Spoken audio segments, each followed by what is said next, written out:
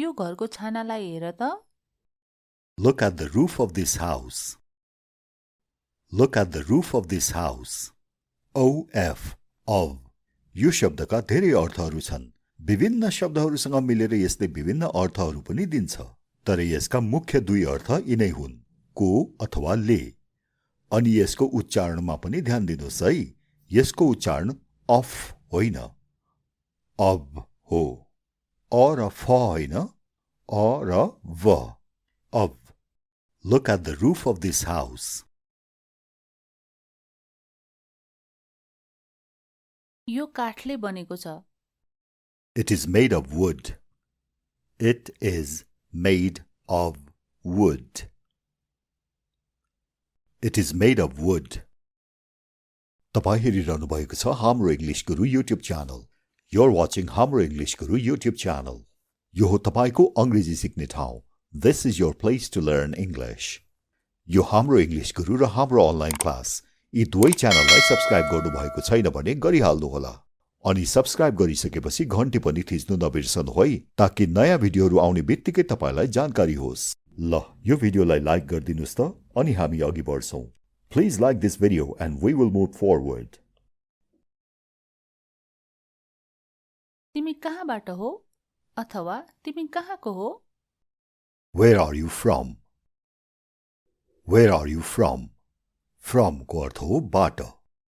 Where are you from?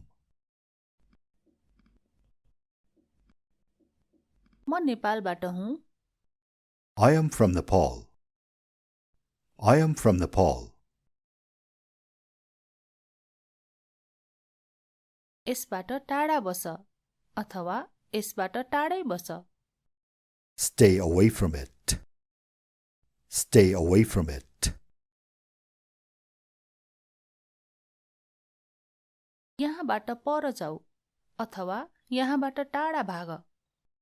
Get away from here. Get away from here.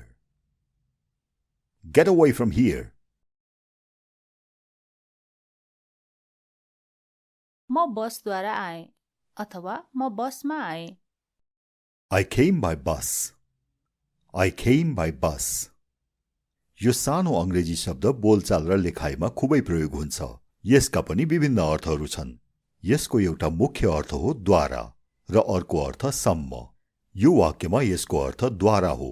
हुन त हामी नेपालीमा प्राय बसद्वारा आएँ भन्दैनौं, बसमा आएँ भन्छौं। अंग्रेजीमा चाहिँ बसद्वारा। I came by bus.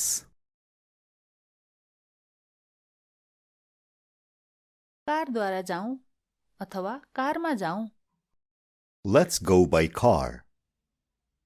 Let's go by car. Let's go by car. हामी 2 बजेसम्म फर्किसक्नेछौँ। We'll be back by 2 o'clock. We'll be back by 2 o'clock. यहाँ by को अर्थ भयो सम्म, यति समय सम्म। We'll be back by 2 o'clock. भोलिसम्ममा सिद्ध्याइसक्नु। Finish it by tomorrow. Finish it by tomorrow. Finish it by tomorrow. के यो मेरो लागि हो? Is it for me? Is it for me? Is it for me? यो वाक्यमा for को अर्थ भयो लागि। Is it for me? तिमी यसको पक्षमा छौ कि विपक्षमा? Are you for or against it? Are you for or against it? यो वाक्यमा for को अर्थ भयो पक्षमा। Are you for or against it? म यसको विरुद्ध छु। I'm against it. I'm against it. I'm against it. Against को अर्थ हो विरुद्ध, विपरीत वा विपक्षमा। म यसको विपक्षमा उभिन्छु भनेर भन्नु पर्दा अंग्रेजीमा कसरी भन्ने त? भन्ने कोशिश गर्नुस् त। यसको अंग्रेजी के हुन्छ होला? कमेन्टमा लेख्नुस् त। र त्यतिन्जेललाई यो अर्को वाक्य पनि सुन्नुस्।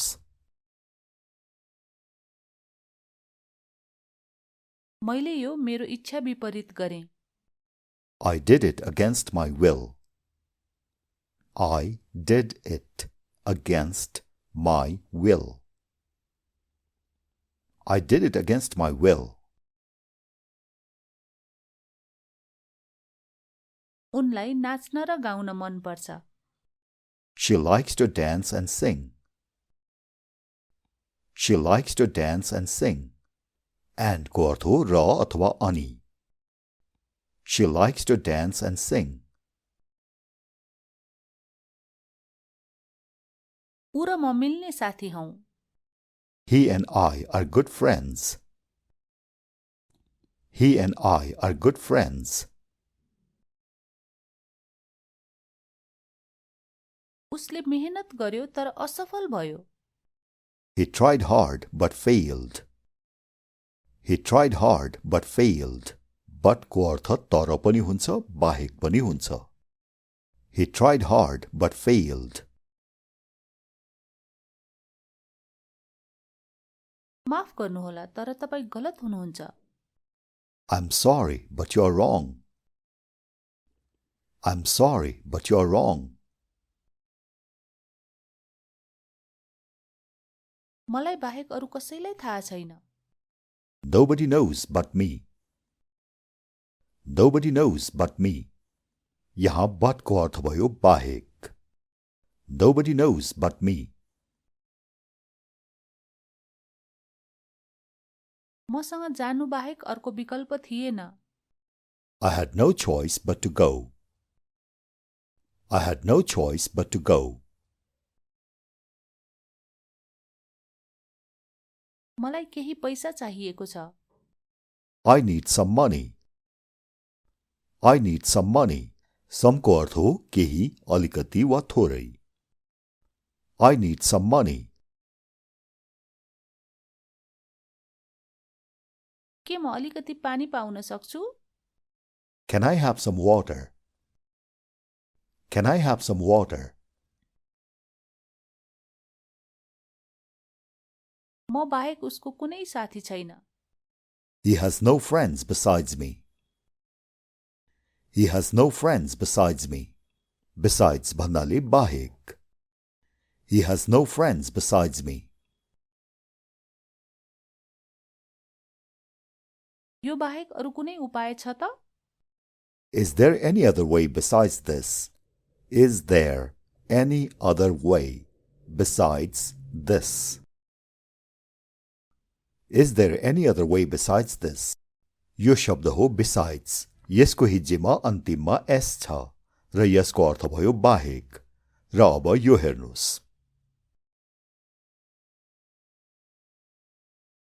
आएर मेरो छेउमा बस।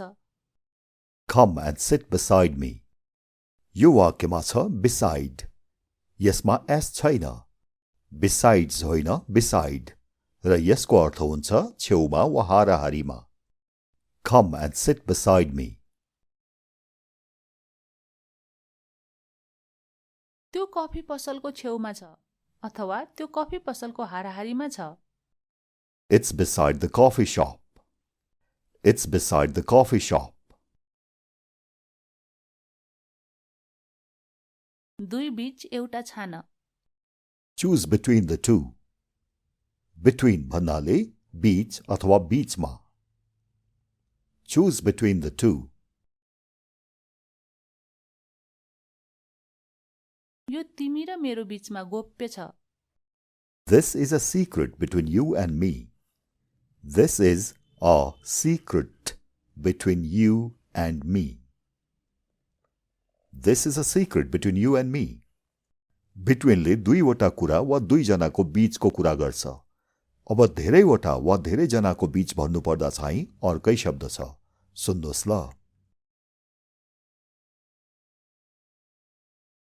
म अपरिचितहरूको बीचमा छु अथवा म अपरिचितहरूमा छु। I am among strangers. Amongले दुई भन्दा बढीको माझमा वा बीचमा भन्ने जनाउँछ। I am among strangers. तिनीहरूले आपसमा झगडा गरे। They quarreled among themselves. They quarreled among themselves. यो हुन सक्छ It can be. It can be. It can be. Be को अर्थ हो हुनु अथवा बन्नु. It can be. म डाक्टर हुन चाहन्छु अथवा म डाक्टर बन्न चाहन्छु I want to be a doctor. I want to be a doctor. दुखी नहो Don't be sad. Don't be sad. Don't be sad. म त्यहाँ थिएँ I was there. I was there. I was there. Was को अर्थ हो थियो अथवा थिए. बिस्तारै बोल्दा यसलाई was भनिन्छ र छिटो बोल्दा was. यो वाक्यलाई बिस्तारै भन्नुपर्दा I was there. छिटो बोल्नुपर्दा I was there. यस्ता साना शब्दहरूका प्राय दुईवटा उच्चारण हुन्छन्. स्ट्रङ र वीक अथवा गहकिलो उच्चारण र कमजोर उच्चारण. यसको स्ट्रङ प्रोनाउन्सिएसन हो was र वीक प्रोनाउन्सिएसन हो was. साधारण बोलचालमा वीक प्रोनाउन्सिएसन अथवा कमजोर उच्चारण नै हुन्छ. बिस्तारै बोल्नुपर्दा वा विशेष महत्व दिएर बोल्नुपर्दा मात्र स्ट्रङ प्रोनाउन्सिएसन प्रयोग गर्ने हो. साधारण बोलचालमा यो वाक्यलाई यसरी भन्ने हो. I was there. त्यो अँध्यारो रात थियो It was a dark night. It was a dark night. हामी त्यति बेला खुसी थियौं We were happy then. Were को अर्थ हो थिए अथवा थियौं. यसको उच्चारण were होइन है. यसको सही उच्चारण हो were. Wear भन्ने अर्कै शब्द छ अंग्रेजीमा. लुगा लाउनलाई wear भनिन्छ र हार्डवेयर सफ्टवेयर भन्ने वेयर पनि छ. तिनीहरूको हिज्जे अर्कै हुन्छ. यो चाहिँ हो WERE. Were. थिए अथवा थियौं. You, we, they अनि बहुवचन सब्जेक्ट हुँदा यो were लाग्छ. तिनीहरू बजार जाँदै थिए They were going to the market. They were going to the market. They were going to the market. उसले भने जस्तै गर Do as he says. Do as he says.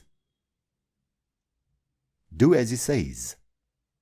As को अर्थ हो जस्तो वा जस्तै. Do as he says. जस्तो श्रीमान त्यस्तै श्रीमती As is the husband, so is the wife.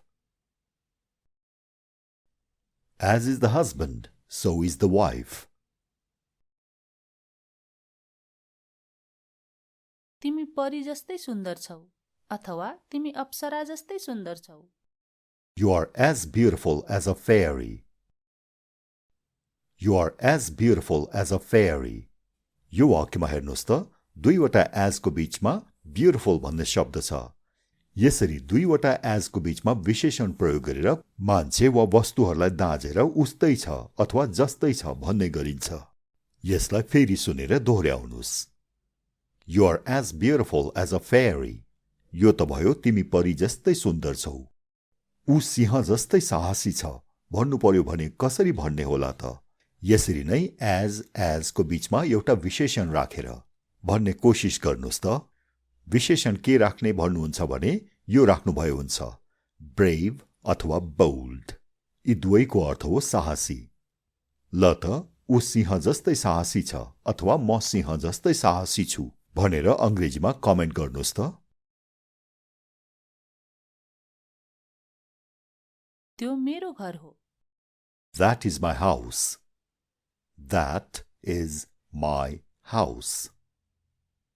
That is my house. That को अर्थ हो त्यो, कि अथवा भने। तपाईले यी अर्थहरू वाक्यहरूबाट राम्रो बुझ्नुहुनेछ। हेर्दै जानुस्।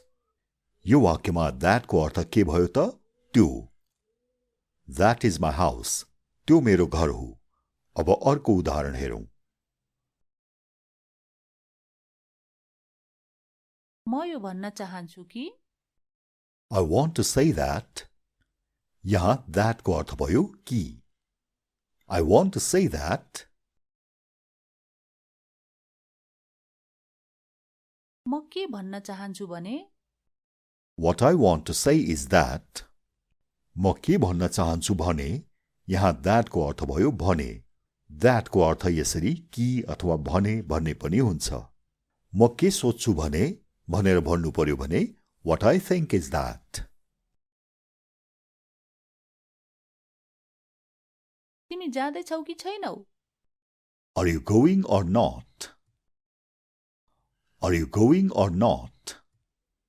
or यसको अर्थ हो वा अथवा कि। दुईवटा वा त्योभन्दा बढी विकल्पहरू प्रस्तुत गर्दा यो कि त्यो, यिनीहरू वा तिनीहरू भनेर भन्नुपर्दा or को प्रयोग हुन्छ। यो वाक्यलाई फेरि सुनेर दोहोर्याउनुस्। Are you going or not? हो वा होइन मात्र भन अथवा छ कि छैन मात्र भन। Just say yes or no. Just say yes or no. के म बस्नुपर्छ कि म जाऊँ? Should I stay or shall I go? Should I stay or shall I go? Should I stay or shall I go? यो कि त लिऊ कि त छोड। लिने भए लिऊ, नलिने भए छोडिदेऊ। Take it or leave it. Take it or leave it. Take it or leave it. उनीसँग कुरा गर। Talk to her. To को पनि विभिन्न अर्थहरू छन्। यो वाक्यमा to को अर्थ भयो सँग। यो मलाई देऊ। Give it to me. Give it to me. यहाँ to को अर्थ भयो लाई। मलाई भन्नुपर्दा to me. उसलाई भन्नुपर्दा to him. सीतालाई भन्नुपर्दा to सीता। यहाँबाट त्यहाँ जाऊ अथवा यहाँबाट त्यहाँसम्म जाऊ। Go from here to there. यो वाक्यमा to को अर्थ भयो सम्म। Go from here to there को अर्थ हो यहाँबाट त्यहाँसम्म जाऊ। प्राय हामी नेपालीमा बोल्दा यस्ता वाक्यहरूमा सम्म भन्दैनौं, तर अंग्रेजीमा चाहिँ भन्ने चलन छ। यहाँबाट त्यहाँसम्म। From here to there. Go from here to there. यहाँबाट त्यहाँसम्म जाऊ। अंग्रेजी सिक्नलाई सधैँ हेर्नुस् हाम्रो इंग्लिश गुरु र हाम्रो अनलाइन क्लास युट्युब च्यानलहरू। तपाईको दिन राम्रो बितोस्। Have a good day.